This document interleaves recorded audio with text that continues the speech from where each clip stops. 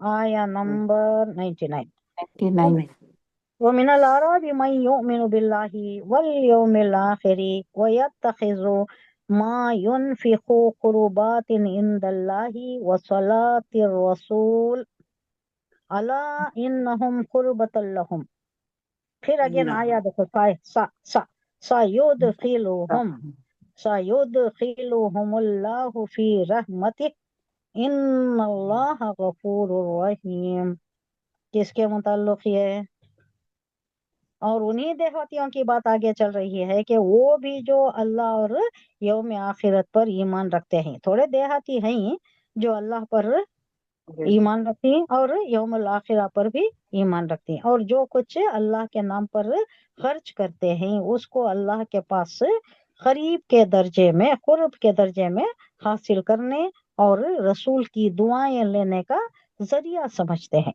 تو ہر اعرابی جنرلائزیشن نہیں ہے، یہاں پر ہر اعرابی ایسا نہیں ہے، اعرابیوں میں تھوڑے ایسے بھی ہیں جو یوم الآخرت پر بھی رکھتی ہیں اور اللہ پر بھی ایمان رکھتی ہیں، اور جو خرچ کرتی ہیں اس کو بھی اللہ کے قرب کا ذریعہ سمجھتی ہیں، اور حضور صلی اللہ علیہ وسلم دعائیں دیتے نا، جو بھی ملتا ہے زکوٰۃ کے متعلق بھی دعائیں دیے تھے۔ عبد الرحمن ابن عوف ان کو جب دعا دیے تو انہوں بتایا کرتے تھے کہ مجھے میرے مال میں تو اتنا اضافہ ہو گیا کہ جب ان کا انتقال ہوا تو ان کے پاس کتنے درہم تھے؟ 80,000 درہم تھے۔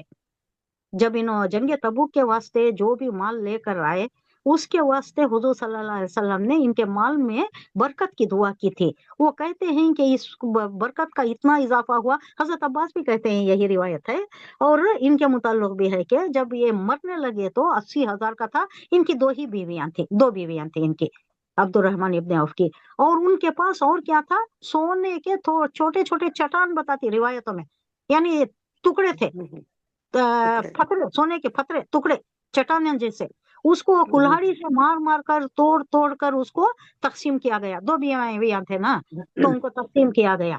تو اتنا مال، اتنا زیادہ حضور صلی اللہ علیہ وسلم کی دعاؤں سے ہوا۔ تو یہاں بتایا جا رہا ہے کہ یہ جو زکوٰۃ دیتی اس کو کیا سمجھتی؟ اللہ سے قرب کا ذریعہ سمجھتی، اور حضور صلی اللہ علیہ وسلم سے دعا لینے کا ایک ذریعہ سمجھتی۔ کون؟ یہ دیہاتی۔ سب دیہاتی خراب نہیں ہے، چند کا ذکر یہاں ہو رہا ہے کہ ایسے بھی ہیں جو اللہ پر بھی یقین رکھتے ہیں اور آخرت پر بھی یقین رکھتے ہیں، اور حضور صلی اللہ علیہ وسلم سے دعائیں لینے کی برکت کا بھی بڑا ان کو احساس ہے کہ اس کی برکت سے بھی ہمارا بہت بیڑا پار ہو جائے گا۔